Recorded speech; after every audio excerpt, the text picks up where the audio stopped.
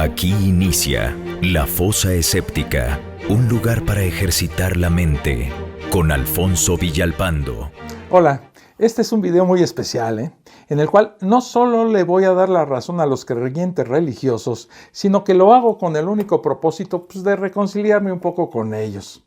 Suena complicado, ¿verdad? Sabiendo el tono en el que he venido haciendo los videos de La Fosa Escéptica, pero siempre existe la posibilidad de tener alguna que otra coincidencia, ¿verdad? Y hoy es el día. Este video estará centrado exclusivamente en un hecho que es mencionado en la Biblia y que es incuestionablemente histórico: el censo nombrado en el Evangelio de Lucas. Si bien existen muchas evidencias históricas de que este censo ocurrió de manera inequívoca, pues quedan muchas cosas sobre las cuales reflexionar de este acontecimiento. Y odio decir esto, amigos religiosos, pero al final de este video vamos a ver que en lugar de ser un apoyo a la veracidad de las Escrituras, el efecto que produce es completamente contrario, ya que este hecho demostrará cómo se hunde cada vez más la credibilidad de la historia del nacimiento de Jesús. ¿Me estoy contradiciendo? ¿Qué pasó entonces con ese censo? ¿Es la Biblia solo una extraña amalgama entre realidad y ficción? De esto y más hablaré en este video. Pero antes te recuerdo suscribirte al canal y activar las notificaciones. Y te invito a integrarte al grupo de Facebook. Para que lo hagas, te dejo la liga en la descripción de este video. Dicho lo anterior, a lo que vinimos.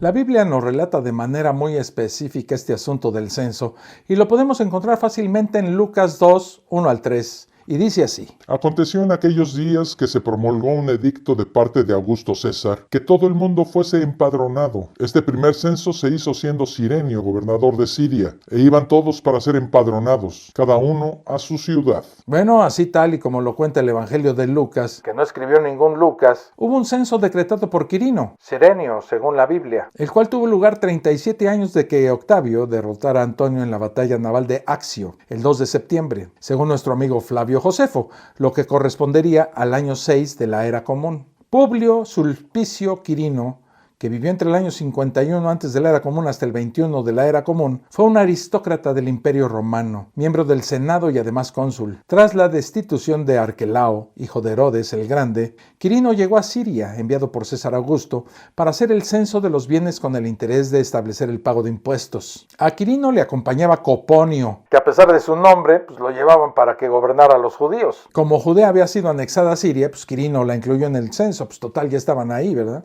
Aunque al principio los judíos se indignaron mucho con la noticia de que los iban a censar, poco a poco fueron aflojando las piernitas, ¿verdad? Es decir, se dejaron hacer el censo cuando el sumo sacerdote Joazar, hijo de Boetos, los convenció de que no se pusieran ahí de exquisitos, ¿no? Y que solo los iban a censar sin tocarlos ni nada de eso. Los que se convencieron con las palabras de Joazar declararon sus bienes sin dudarlo ni un segundo. El historiador Flavio Josefo es muy detallista con respecto a este censo, Inclusive describe detalles de las revueltas involucradas al recibirse la noticia del censo cuando Judas, el Gaulanita, un individuo de una ciudad llamada Gamala, se unió al fariseo Sadoc y comenzaron el famoso traja-traca. Es decir, decidieron ir a partirle todo lo que se llama hocico a los organizadores del censo.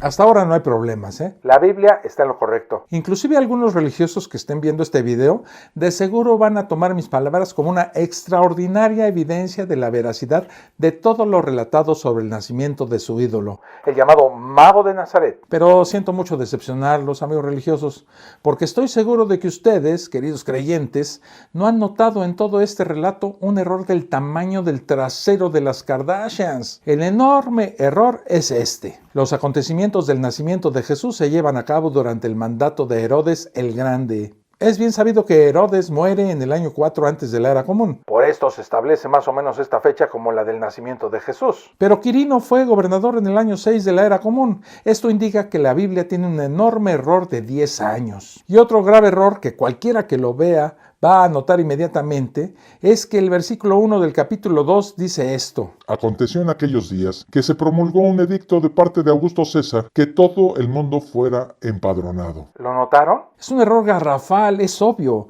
un error enorme por parte del que haya escrito esto.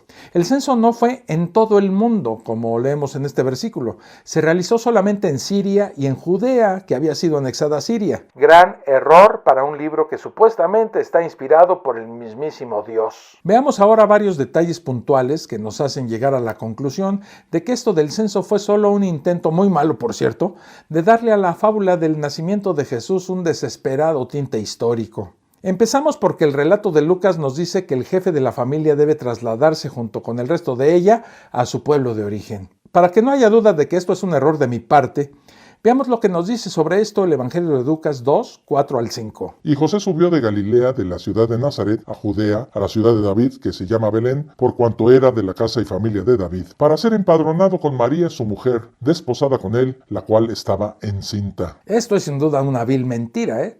Ningún gobernador promulgaría una ley de este tipo, por impráctica y absurda. Como siempre se ha realizado, e incluso aún se hace de forma práctica hoy en día, los censos fiscales se hacían con el fin de recolectar impuestos. Estos se reciben en el lugar de residencia, no en el de origen. Cualquier idiota lo sabe. ¿Usted lo sabe? Así como actualmente sería una idiotez ir a pagar impuestos a la ciudad de nacimiento, así de igual lo sería para la mentalidad administrativa romana. Los impuestos se pagan donde vive uno, no donde nace uno. La recolección de impuestos en el sitio de nacimiento se hubiera convertido en un verdadero desastre logístico. Nada más imagínenselo. Esto es un engaño más de las escrituras, que desagradas tienen lo que yo tengo de astronauta. Algunos defensores de esta locura salen con la jalada de que pudiera ser posible de que José tuviera terrenos y propiedades en Belén, y por eso se haya visto obligado a viajar hasta allá para declararlos al fisco. Esto es una verdadera estupidez, ya que según la misma Biblia, al parecer José no era una persona acaudalada. Es más, se sabe que compraba en abonos, y le debía a Electra y a Coppel. Es decir, no tenía ni un quinto.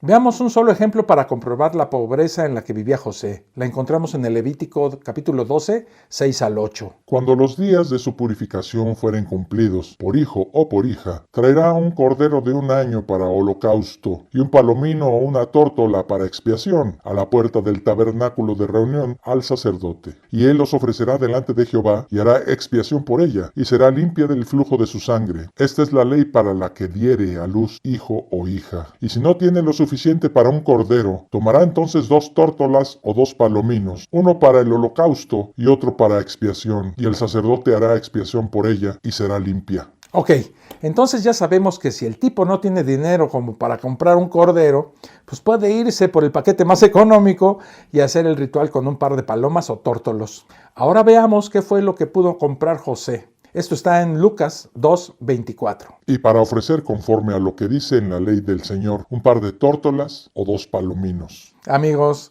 con esto comprobamos que José era muy pobre. Pertenecía, como dicen ahora, a un sector vulnerable. Así que sugerir que fue a Belén a declarar impuestos sobre terrenos y casas, pues es una verdadera estupidez. En todo caso, supongamos que tenía algún tipo de propiedad en Belén, la cual era obligatorio ir a declarar.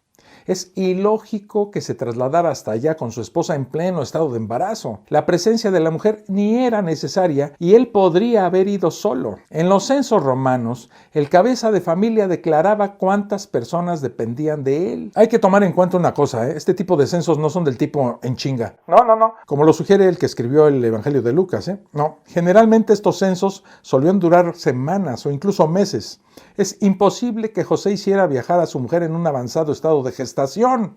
Era un viaje largo y peligroso. En resumidas cuentas, no era urgente que lo hiciera. Resulta incoherente que si durante el censo hubo un gran traslado de personas y múltiples viajeros, como al parecer sugiere Lucas, no hubiera en todo Belén un hotel, un albergue, pues ya ni siquiera un Airbnb, donde José y su embarazada por una paloma esposa pudieran pasar la noche, como lo cuentan en Lucas 2:7. Esto es simplemente una tarugada que da mucha risa.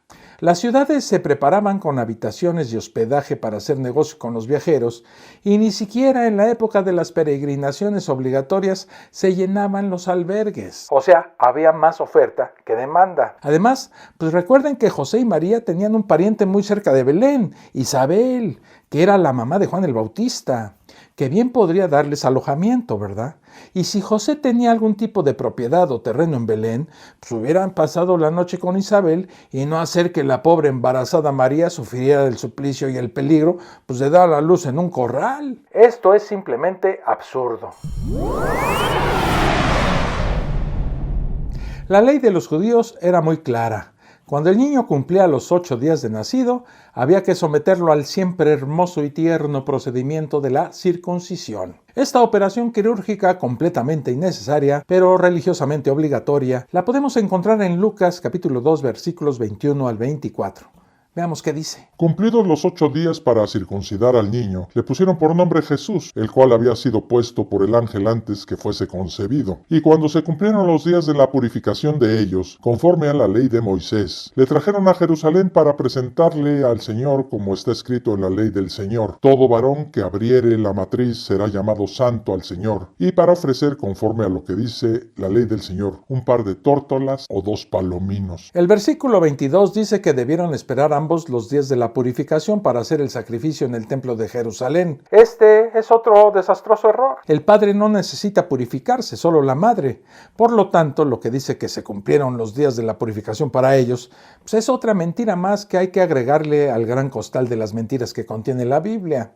Y otra contradicción colosal que vemos con este acto de la purificación y el sacrificio en el templo es este. ¿Acaso la Sagrada Familia no se encontraba en Egipto huyendo del edicto de Herodes por el cual debían de morir todos los niños menores de 2 años? Mateo nos dice que casi inmediatamente después del parto, ellos huyen a Egipto para no exponer al niño a una muerte segura en manos de los soldados de Herodes. ¿Cómo pueden estar en 2 lugares al mismo tiempo? ¿Cómo pueden estar en Egipto y al mismo tiempo purificándose y haciendo sacrificios en Jerusalén? Y ya para terminar, pues tengo que recordarles que el hecho de que la Biblia mencione momentos históricos específicos como el censo de Quirino, pues no significa esto que el resto de las historias que rodean a este suceso sean ciertas. Hay miles de libros que nombran sitios y personajes históricos y el resto del relato pues es pura fantasía. Les voy a poner un ejemplo con un libro que me encanta. 100 años de soledad, del genial escritor colombiano Gabriel García Márquez. En esta genial obra literaria se nombran ciudades que realmente existen en Colombia, como Riohacha, y se mencionan personajes reales como Sir Francis Drake. Pero bien sabemos que el resto de la historia pues, es producto de la maravillosa imaginación de Gabo. Exactamente lo mismo ocurre en la Biblia. Nunca hay que afirmar, querido creyente, que la Biblia o la existencia de algún personaje bíblico es real y también histórico, solo porque ciertos pasajes nombran sitios o personajes que existieron realmente. Si se recurre a esta absurda excusa, se estaría cayendo, como de costumbre, en otra falacia y en otro error más. Bueno, pues hasta aquí este video. Nos vemos en el próximo. Un abrazo. Esto fue La Fosa Escéptica, un lugar para ejercitar la mente, con Alfonso Villalpando.